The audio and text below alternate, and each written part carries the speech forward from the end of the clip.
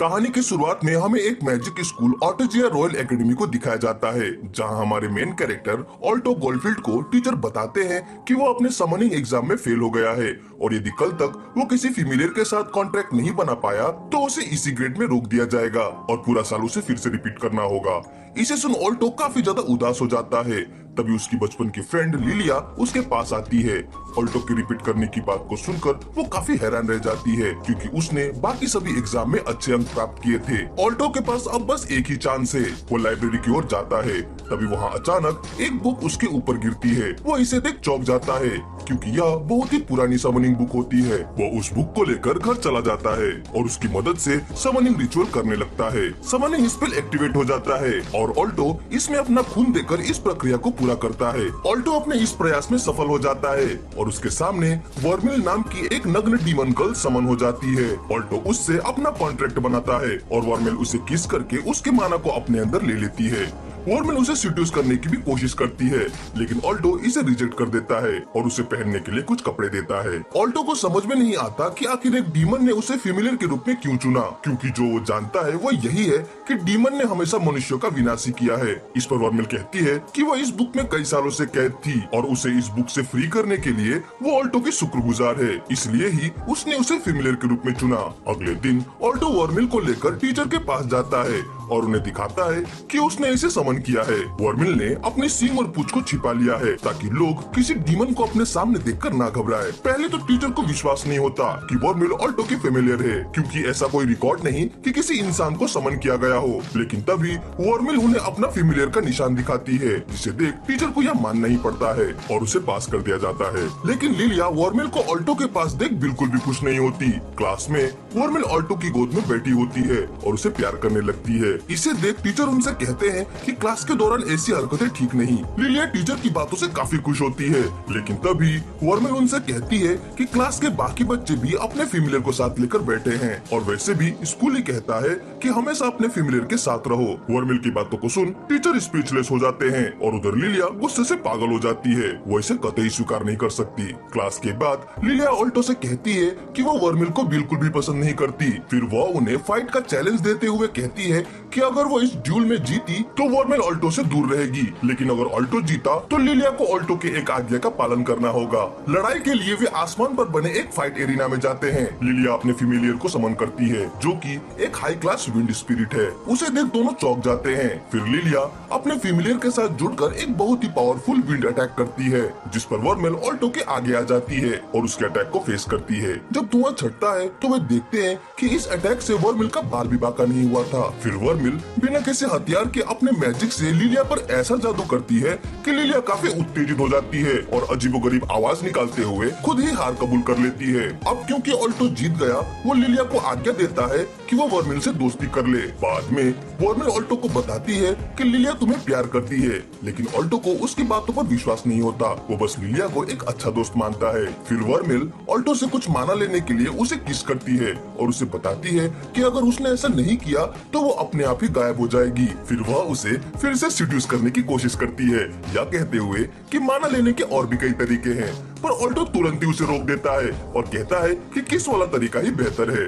अगले दिन स्कूल जाते हुए हर कोई उन्हें देख रहा होता है। इसे देख ऑल्टो वर्मिल से अपने हरकतों पर थोड़ा कंट्रोल रखने को कहता है। उसी समय एक ड्रैगन भगदड़ मचाते हुए उनके पास आने लगता है, लेकिन वर्मिल अपने अंगुली के एक ही झटके से उसे दूर फेंक देती है। इसे देख सारे बच्चे हक्के बक्के रह जाते हैं। ऑल्टो को पता है कि हर कोई वर्मिल को चुपके घूरता रहता है, इसलिए वह वर्मिल को दूसरों का ध्यान खींचने के लिए डांटता रहता है। हेडमास्टर बच्चों को उनके सेकंड ईयर में आने पर स्वागत करते हैं और ऑल्टो उनकी विभिन्न कक्षाओं में भी भाग लेता है, लेकिन लिलिया को अभी भी उन्हें इस तरह साथ देखकर काफी ज्यादा जलन होने लगती है।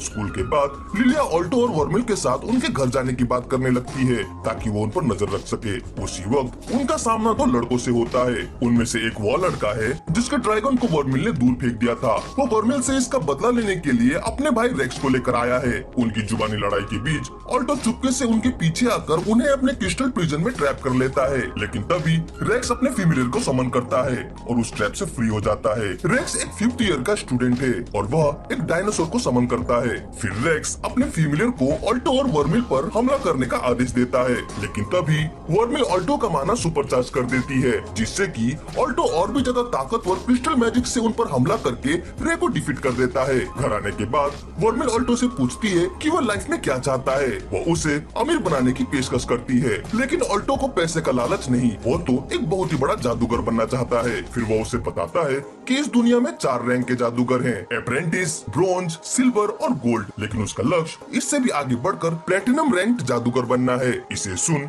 वर्मिल उसे उसके ड्रीम को अचीव करने में पूरा साथ देने का वादा करती है। अगले दिन वे अपने दोस्त मार्क और चेरिल से मिलते हैं। मार्क एक अमीर परिवार से है और वह यह जानकर काफी खुश है कि ऑल्टो ने एक 5th ईयर के स्टूडेंट को हरा दिया। अब वह ऑल्टो को अपना प्रतिद्वंदी कंसीडर कर सकता है। तभी टीचर वहां आकर उनसे कहते हैं कि हेडमास्टर तुम लोगों को बुला रहे हैं। हेडमास्टर उन्हें काबिल स्टूडेंट्स कहते हुए उनमें से एक को क्लास रिप्रेजेंटेटिव का पद देने की बात करते हैं, लेकिन यह तय करने के लिए कि वो कौन होगा वे उन्हें एक टास्क देते हैं। जो भी जंगल से एक फेरी फ्लावर को उनके पास ले आएगा उसे ही क्लास रिप्रेजेंटेटिव बना दिया जाएगा। तत्परता दिखाते हुए मार्क्स अपने फैमिलियर को समन करता है और उस फूल को ढूंढने के लिए भागा चला जाता है, लेकिन वह एक आदमखोर पौधे का शिकार बन जाता है और शेरिल उसे वहाँ से निकालने का प्रयास करने लगती है। इधर ये दोनों फूल की तलाश जारी रखते हैं। तभी उन्हें वह फूल एक पहाड़ की चोटी पर दिखाई देती है। हालांकि वहाँ के एंट्रेंस पर एक सोए हुए सर्बरेस का पहरा होता है। लिलिया के पास एक अदृश्य कराने वाला पोर्शन है, जिसका इस्तेमाल करके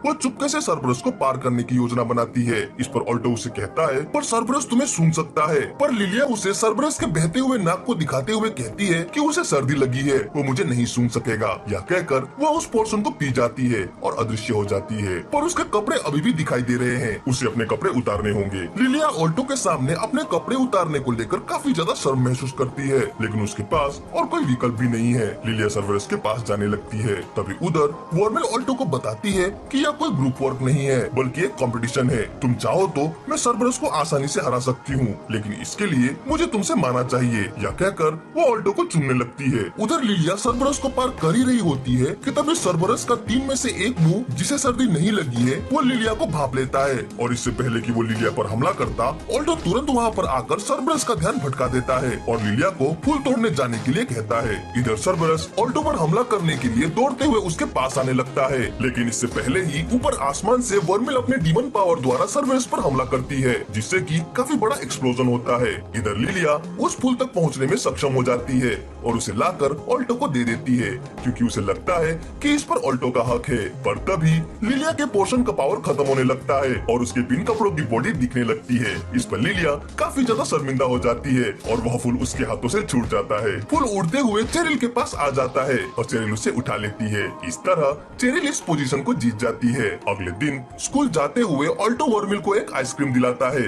इसे खाकर वो काफी ज्यादा खुश होती है। इतने सालों से बुक में कैद होने के कारण उसे कभी भी मॉडर्न फूड खाने का मौका ही नहीं मिला था। तभी सभी स्टूडेंट ऊपर आसमान की ओर देखने लगते हैं, क्योंकि ड्रैगन राइडर्स वहाँ से गुजर रहे थे। वे सभी ड्रैगन राइडर की लीडर क्रिस की प्रशंसा कर रहे होते हैं। तभी वर्मिल ऑल्टो से पूछती है कि ये कौन है। वो बताता है कि ये ड्रैगन राइडर्स हैं, वही क्लब जिससे रेक्स बिलोंग करता है। बाद में मार्क्स उन्हें बताता है कि ड्रैगन राइडर की लीडर क्रिस कितनी अविश्वसनीय है। ड्रैगन राइडर्स की लीडर होने के अलावा वो स्टूडेंट काउंसिल की मेंबर भी है। साथ ही वो स्कूल के 7th गोल्ड रैंक वाले छात्रों में से एक है। इसे सुन ऑल्टो काफी ज्यादा एक्साइटेड हो जाता है। वो भी चाहता है कि वो स्टूडेंट काउंसिल की प्रेसिडेंट की तरह स्ट्रॉन्ग बने, जिसके बारे में यह कहा जाता है कि वो प्लेटिनम रैंक के करीब है। तभी वर्मिल उसके सांसों को रोकते हुए कहती है कि यह जरूर होगा। लिलिया वर्मिल को उससे दूर धकेल देती है और फिर दोनों में बहस होने लगती है। बाद में जब ऑल्टो उन दोनों को समझाते हुए जा रहा होता है, तभी उनके सामने स्टूडेंट काउंसिल के मेंबर्स आ रहे होते हैं। उन्हें देख वे उनके रास्ते से हट जाते हैं। जब वे वहाँ से गुजर रहे होते हैं,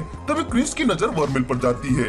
वो सोचती है कि ये कौन है। जब क्रिस को यह पता चलता है कि रेक्स ऑल्टो से लड़ाई में हार गया, तो वह गुस्से से उसकी पिटाई कर देती है और उसे ड्रैगन राइडर्स के ग्रुप से निकाल देती है। वैसे भी उसके पास कोई ड्रैगन नहीं है, बल्कि डायनासोर है। इधर जब ऑल्टो को यह बात पता चलती है, तो वह रेक्स से मिलने इन्फर्मेरी में आता है। उसे देख रेक्स का भाई काफी ज्यादा गुस्सा हो जाता है और इस सब का दोषी ऑल्टो को ठहराते हुए कहता है कि तुम्हारी वजह से ही रेक्स को ड्रैगन राइडर के ग्रुप से निकाल दिया गया। रेक्स उसे चुप कराता है, लेकिन ऑल्टो को यह पता चल जाता है कि इस सब के पीछे क्रिस है। फिर ऑल्टो वर्मिल को लेकर बैटल एरिना में जाने लगता है, जहाँ क्रिस पहले से ही उसका इंतजार कर रही थी। लड़ाई से पहले ही क्रिस उन्हें पीछे हटने का एक मौका देती है, लेकिन वे लड़ने को तैयार हैं। फिर क्रिस अपने फेमिलियर ड्रैगन को समन करती है। ऑल्टो भी वर्मिल को बुलाता है, जो कि उसे किस करके उसके माना को सुपरचार्ज कर देती है। पर लिलिया को सच में यह सब काफी दुख पहुंचाता है। इधर फाइट शुरू होती है। ऑल्टो अपने क्रिस्टल से क्रिस पर हमला करने लगता है, पर क्रिस बड़े ही आसानी से उसके सभी अटैक को रोक देती है। फिर क्रिस अपने फायर मैजिक से उन पर हमला करती है, जिसे कि वर्मिल आगे आकर ब्लॉक करती है। भले ही वर्मिल ने उस अटैक को रोक लिया, लेकिन इससे वो थोड़ी बहुत चोटिल तो हो ही जाती है। फिर क्रिस उन पर लगातार आग के गोले दागने लगती है,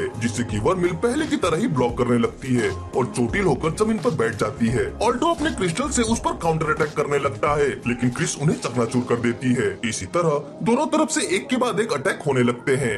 ऑल्टो की स्किल्स को देख क्रिस काफी इम्प्रेस हो जाती है। उसी दौरान वर्मिल ऑल्टो को अपनी और अधिक शक्तियां देती है, जिससे कि ऑल्टो और भी बड़े क्रिस्टल से क्रिस पर धड़ाधड़ हमले करने लगता है और वहाँ एक बहुत बड़ा विस्फोट होता है। ऑल्टो को लगता है कि शायद यह लड़ाई खत्म हो गई, लेकिन तभी क्रिस अपने ड्रैगन पर सवार होकर ऊपर की ओर उठने लगती है और ड्रैगन मास्टर होने के फायदों को बताते हुए उन पर अपने फायर बॉल से अटैक करती है। वर्मिल शील्ड बनाकर उन हमलों से ऑल्टो की रक्षा करती है और उसे अपना माना बिल्डअप करने को कहती है, ताकि वे क्रिस को गलत साबित कर सके। फिर वर्मिल ऑल्टो को फिर से सुपरचार्ज कर देती है और ऑल्टो क्रिस पर एक बहुत ही बड़ा क्रिस्टल अटैक करता है। क्रिस इसे भी तोड़ देती है, लेकिन इस दौरान ऑल्टो और वर्मिल उसके नजर से गायब हो जाते हैं। वे क्रिस्टल की मदद से उससे भी ऊंची छलांग लगाते हैं और इससे पहले कि क्रिस कुछ रिएक्ट करती, ऑल्टो झट से उसके गले में क्रिस्टल तान देता है और वह यह लड़ाई जीत जाता है। ऑल्टो की जीत पर सभी स्टूडेंट काफी ज्यादा खुश होते हैं और उसे चीयर करने लगते हैं। लड़कियां तो उसके पीछे ही पड़ जाती है, जिसे देख लिलिया और भी ज्यादा गुस्सा होने लगती है। तभी प्रोफेसर ऑब्सिडियन ऑल्टो के पास आते हैं और उसे कहते हैं कि उसे फाइटिंग को इतने हल्के में नहीं लेना चाहिए। फिर वह ऑल्टो की जीत पर उसे बधाई देते हैं और वहाँ से चले जाते हैं। फिर लिलिया वहाँ पर आती है और ऑल्टो पर अपना गुस्सा निकालने लगती है। बाद में जब रेक्स की मुलाकात क्रिस से होती है, तो वह क्रिस को काम करते हुए देख चौंक जाता है। फिर क्रिस रेक्स से उसका अपमान करने के लिए उससे माफी मांगती है। रेक्स इसे सुनकर हैरान हो जाता है, क्योंकि क्रिस बिल्कुल ही बदल चुकी थी। फिर रेक्स उसके हाथों से झाड़ू छीनकर खुद ही सफाई करने लगता है और दोनों के बीच फिर से दोस्ती हो जाती है। उस रात वर्मिल फिर से ऑल्टो को सीड्यूस करने की कोशिश करती है। इस पर ऑल्टो उसे कहता है कि हमें उसी को किस करना चाहिए जिससे हमको प्यार हो। वर्मिल कहती है कि मैं तुमसे प्यार करती हूँ। यह सुन ऑल्टो चौंक जाता है। अगले दिन ऑल्टो काफी घबराया सा होता है, जबकि वर्मिल काफी ज्यादा तरोताजा दिखाई देती है। ऑल्टो वर्मिल के प्यार करने की बातों को सोचता है। इसे सोच वो काफी ज्यादा लाल हो जाता है। फिर वो प्रोफेसर ऑब्सिडियन के पास जाता है और उनसे पूछता है कि क्या डीमन इंसानों से प्यार कर सकते हैं। इस पर ऑब्सिडियन कहते हैं कि डीमन केवल इंसानी माना को प्यार करते हैं। डिनर के दौरान ऑल्टो वर्मिल से पूछता है कि क्या तुम मुझे केवल मेरे माना के लिए प्यार करती हो। इस पर वर्मिल उसे कंफर्ट करती है और बिना माना ड्रेन किए हुए ही उसे किस करती है और यह प्रूव करके दिखाती है कि वो केवल उसके माना के लिए उससे प्यार नहीं करती, वह सच में उसे प्यार करती है। फिर वर्मिल ऑल्टो को भी उसे किस करने के लिए कहती है, लेकिन वह खुद को ऐसा करने के लिए तैयार नहीं कर पाता। अगले दिन ऑल्टो और वर्मिल दोनों ही काफी हैप्पी दिखाई देते हैं, जो कि लिलिया को बिल्कुल भी नहीं पचती। फिर ऑल्टो प्रोफेसर के पास जाता है और कल के उसके बचकाने सवाल के लिए उनसे माफी मांगता है, पर प्रोफेसर यह देखकर खुश थे कि ऑल्टो पहले से बेहतर महसूस कर रहा है। बाद में हमें प्रोफेसर ऑब्सिडियन को एक गर्ल स्टूडेंट के साथ दिखाया जाता है।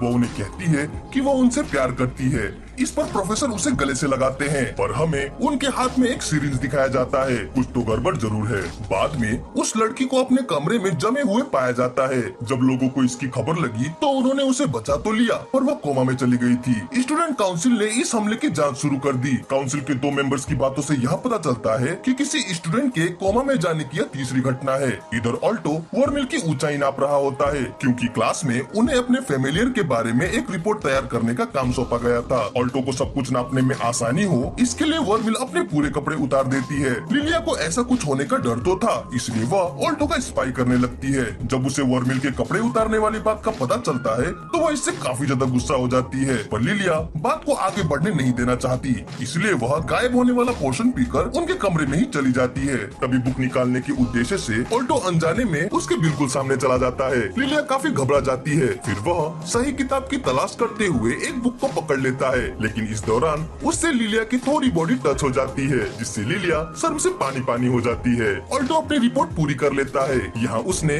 वर्मिल को पसंद आने वाली चीजों की सूची बनाई है, लेकिन तभी वर्मिल उस सूची में ऑल्टो का भी नाम ऐड कर देती है। इसी समय उधर क्रिस और उसके ड्रैगन को किसी के द्वारा बुरी तरह से मार खाते हुए दिखाया जाता है। ये रेक्स होता है जो कि किसी के वश में है और उसका डायनासोर भी पूरी तरह से म्यूटेट हो चुका है। तभी हमें एक फ्लैशबैक दिखाया जाता है जब रेक्स को अपने फेमिलियर के रूप में एक बड़ा सा अंडा मिला था। वो इसके साइज को देख काफी ज्यादा खुश था। उसके अंडे को देख छोटी क्रिस भी उसके पास आती है और यहीं से उनके बीच दोस्ती शुरू होती है। इधर प्रेजेंट में वर्मिल ऑल्टो को फिर से पब्लिक में किस करने की कोशिश कर रही होती है, जिसे ऑल्टो नकार रहा होता है। तभी अचानक वहाँ रेक्स का भाई आता है और उनसे मदद की गुहार लगाने लगता है। इधर रेक्स अभी भी क्रिस को मारे जा रहा है। वो फाइट बैक करने की कोशिश करती तो है, पर रेक्स को इसका कोई असर नहीं होता, बल्कि अब तो रेक्स की बॉडी भी म्यूटेट होती जा रही है। वो क्रिस को मार मार कर बिल्कुल ही अधमरा बना देता है। तभी ऑल्टो और वर्मिल वहाँ पर आते हैं और रेक्स को उसे छोड़ देने को कहते हैं। रेक्स क्रिस को फेंक देता है और ऑल्टो से उसकी पिछली हार का बदला लेने के लिए तैयार हो जाता है। क्रिस ऑल्टो को वहाँ से भाग जाने को कहती है। तभी रेक्स की शक्ति और भी ज्यादा बढ़ने लगती है। इसे देख वर्मिल को कुछ जाना पहचाना सा एहसास होता है। फिर रेक्स अपने म्यूटेट फेमिलियर को बुला लेता है। वर्मिल भी लड़ाई के लिए तैयार हो जाती है, लेकिन तभी स्टूडेंट काउंसिल की प्रेसिडेंट एलिना वहाँ पर आ जाती है और अपने फेमिलियर तलवार को निकालते हुए रेक्स और उसके डायनासोर पर तेजी से कई सारे वार करती है। रेक्स और उसका फेमिलियर एलिना के इस हमले को संभाल नहीं पाते और वे डिफीट हो जाते हैं। उनका म्यूटेट बॉडी भी उनसे अलग हो जाता है। फिर एलिना क्रिस के पास जाती है और उसका हाल पूछती है। तभी रेक्स फिर से जाग जाता है, लेकिन वह इतना ज्यादा घायल है कि तुरंत ही गिर जाता है। क्रिस दौड़ते हुए उसके पास जाती है, पर रेक्स बेहोश हो चुका था। वर्मिल अभी भी इस सोच में है कि उसने इस शक्ति को कहीं तो देखा है। तभी उसकी उत्सुकता को देख एलिना उससे पूछती है कि क्या वो इस शक्ति के बारे में कुछ जानती है। वर्मिल इसे जानने से इनकार कर देती है। बाद में इस घटना को लेकर स्टूडेंट काउंसिल में एक मीटिंग होती है। इस तरह की यह 5वीं घटना है। उन्हें लगता है कि कोई तो है जो कि ड्रग या काले जादू का इस्तेमाल कर रहा है। इसे सुन क्रिस गुस्से से वहाँ से चली जाती है, क्योंकि क्रिस को इस तरह से चीजों के साथ खिलवाड़ करना बिल्कुल भी पसंद नहीं। उधर ऑल्टो और लिलिया को अपने आगे आने वाले ब्रॉन्ज रैंक के एग्जाम की सूचना मिलती है, पर लगता है कि ऑल्टो फिलहाल इसके लिए तैयार नहीं। इस पर लिलिया उसे याद दिलाती है कि यह एग्जाम कितना ज्यादा इम्पोर्टेंट है। तभी वर्मिल ऑल्टो से कहती है कि वो थोड़ी थकी हुई है, वो रूम में जाकर थोड़ा आराम करेगी, तब तक वो पढ़ाई कर ले। यह कहकर वो वहाँ से चली जाती है। पर ऑल्टो वर्मिल को लेकर थोड़ा चिंतित है, क्योंकि रेक्स से भिड़ंत होने के बाद वो थोड़ा अजीब बर्ताव कर रही है। लेकिन लिलिया इस मौके का फायदा उठाना चाहती है, क्योंकि बड़े दिनों बाद उसे ऑल्टो के साथ अकेले रहने का मौका जो मिला है। इधर वर्मिल जब कमरे में जा रही होती है तो उसका सामना प्रोफेसर ऑब्सिडियन से होता है। उनके बीच थोड़ी बातचीत होती है। प्रोफेसर वर्मिल को ऑल्टो से अलग देख थोड़ा सरप्राइज होते हैं, पर वर्मिल को उनके अंदर से बुरी भावना का एहसास होता है और वो सीधे उन्हें कह देती है कि इन सब घटनाओं के पीछे जरूर तुम हो। पर ऑब्सिडियन इस सबसे अनजान होने का दिखावा करता है। इस पर वर्मिल कहती है कि मैं तुम्हारे अंदर से एक लो लेवल डीमन का गंध सुन सकती हूँ। फिर वो उसे चेतावनी देते हुए कहती है कि वह जो कुछ भी कर रहा है उसे तुरंत बंद कर दे, क्योंकि एक इंसान डीमन की शक्तियों को नहीं संभाल सकेगा। यह कहते हुए वो वहाँ से जाने लगती है। इस पर ऑब्सिडियन उससे पूछता है कि क्या वो उसका राज सबको बता देगी। वर्मिल कहती है कि मुझे इससे कोई फर्क नहीं पड़ता, पर हाँ, ऑल्टो से दूर ही रहना। पर इधर ऑब्सिडियन को वर्मिल द्वारा उसके डीमन को लो लेवल का कहना बिल्कुल भी रास नहीं आता। वो उसे इसका मजा चखाना चाहता है। जब वो वहाँ से जा रही होती है तभी एक पेपर डॉल उसके सामने से उड़ता है। जब तक कि उसे इसका एहसास होता, ऑब्सिडियन वर्मिल को पीछे से पकड़कर उसके अंदर अपना इंजेक्शन इंजेक्ट कर देता है। वर्मिल उसे दूर तो धकेलती है, पर तब तक इंजेक्शन अपना काम शुरू कर देता है और उसके अंदर से डार्क एनर्जी निकलने लगती है। वर्मिल को देख ऑब्सिडियन शैतानी लुक भरता है। वो उसे अपने इशारों में नचाना चाहता है। उधर ऑल्टो और लिलिया जब स्टडी कर रहे होते हैं तो लिलिया भी मौका का फायदा उठाकर ऑल्टो को आकर्षित करने का कोई कसर नहीं छोड़ती। पर तभी ऑल्टो का फेमिलियर मार्क बहुत ही तेज चमकने लगता है और बाहर एक बहुत ही बड़ा विस्फोट भी होता है। ऑल्टो महसूस करता है कि वर्मिल मुसीबत में है। वो दौड़ते हुए उसके पास जाने लगता है। स्कूल में मौजूद सभी इस भयानक डार्क एनर्जी को महसूस करते हैं। चारों तरफ अंधेरा छा जाता है। एलिना जल्दी से घटना स्थल की ओर भागने लगती है, पर तभी उसके आगे एक पेपर डॉल आ जाता है, जिसे वह काट देती है। लेकिन वह डॉल वापस से जुड़ जाती है और एलिना से बात करने लगती है। फिर वह डॉल अपनी संख्या बढ़ाते हुए एक अजीब सा क्रिएचर बन जाती है और एलिना को आगे बढ़ने से रोकने लगती है। एलेना उस क्रिएचर पर कई सारे वार करती है पर वह क्रिएचर खुद को आसानी से रिजेनरेट करता रहता है। उधर वर्मिल एक बहुत ही खतरनाक डीमन के रूप में परिवर्तित हो जाती है।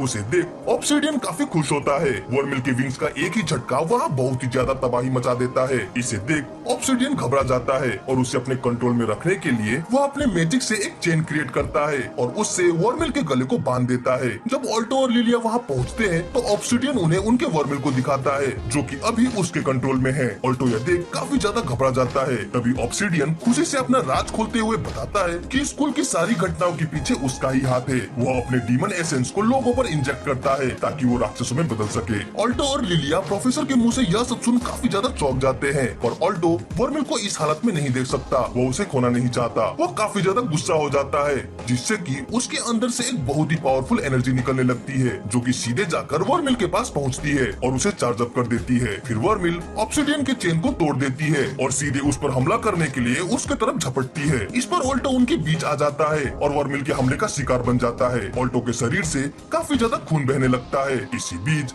हमें एक दृश्य दिखाया जाता है जहाँ वर्मिल बुक के अंदर सील होकर बैठी हुई है और वह अंधेरे और खालीपन में बिल्कुल ही अकेली है। पर तभी उसके सामने एक दरवाजा खुलता है और दरवाजे के पार ऑल्टो अपना हाथ फैलाए हुए उसे बुला रहा होता है। इधर वर्तमान में ऑल्टो घायल होकर जमीन पर गिर जाता है। ऑल्टो को इस हालत में देख वर्मिल अपने और भी ज्यादा खतरनाक वाले रूप में परिवर्तित हो जाती है। फिर वह ऑब्सिडियन को खत्म करने के लिए आगे बढ़ती ही है कि तभी ऑल्टो उसे रोक देता है और उसे शांत कराता है। वर्मिल रोने लगती है और धीरे धीरे अपने नॉर्मल रूप में आ जाती है। ऑल्टो का शरीर ढह जाता है। इसे देख लिलिया काफी डर जाती है पर तभी वर्मिल ऑल्टो को किस करती है और उसके जख्म पर अपना हाथ रखकर उसे हील करने लगती है। पर इधर ऑब्सिडियन अपने इस हार से काफी ज्यादा गुस्सा हो जाता है और अपने इंजेक्शन से खुद को ही इंजेक्ट करते हुए एक भयानक राक्षस में बदल जाता है और गुर्राते हुए कहता है कि ये मेरा अल्टीमेट क्रिएशन है। सैकड़ों लो लेवल डीमंस को फीड करने के बाद आखिरकार मुझे यह शक्ति मिली है। वो वर्मिल को मार डालेगा और उसकी शक्तियों को खींच लेगा। यह कहकर वो हंसने लगता है और वर्मिल पर अटैक कर देता है। वर्मिल भी उस पर एक जोरदार पंच मारती है जिससे कि प्रोफेसर का आधा शरीर ही गायब हो जाता है। वर्मिल की इतनी भयंकर शक्ति को देख वो काफी ज्यादा शॉक्ड हो जाता है और अपने शरीर को वहीं छोड़कर भागने की कोशिश करता है लेकिन सामने ही क्रिस और उसका ड्रैगन ब्लास्ट करते हुए उसका स्वागत करते हैं। प्रोफेसर काफी डर जाता है। तभी वर्मिल उसके पीछे आ जाती है और जोरदार मुक्के के साथ उसे वापस जमीन पर पछाड़ देती है। इधर ऑल्टो को होश आ जाता है जिसे देख लिलिया रोते हुए उसे गले लगा लेती है। उधर एलेना जिस मॉन्स्टर से लड़ रही थी वो भी एलिना को फिर मिलेंगे कहते हुए वहाँ से चला जाता है। इधर वर्मिल ऑल्टो को उसे मारने के लिए माफी मांगती है लेकिन ऑल्टो को इस पर कोई आपत्ति नहीं क्योंकि उसने उसे ठीक भी तो कर दिया। इस पर वर्मिल उसे उदास होते हुए कहती है कि उसने गलती से उसके हार्ट को डिस्ट्रॉय कर दिया जिसके कारण उसे ठीक करने के लिए उसने उसे एक डीमन हार्ट लगा दिया। अब उन दोनों का जीवन एक साथ जुड़ गया है इसलिए यदि उनमें से एक भी मर जाता है तो दूसरा भी मर जाएगा। इसे सुन ऑल्टो काफी ज्यादा चौंक जाता है। उसे इस बात का दुख है कि उसकी वजह से वर्मिल भी एक दिन मारी जाएगी जबकि वह एक डीमन है। इधर पुलिस ऑब्सिडियन को अरेस्ट कर लेती है और उधर रेक्स के साथ सारे बच्चे भी कोमा से जाग जाते हैं। वो देखता है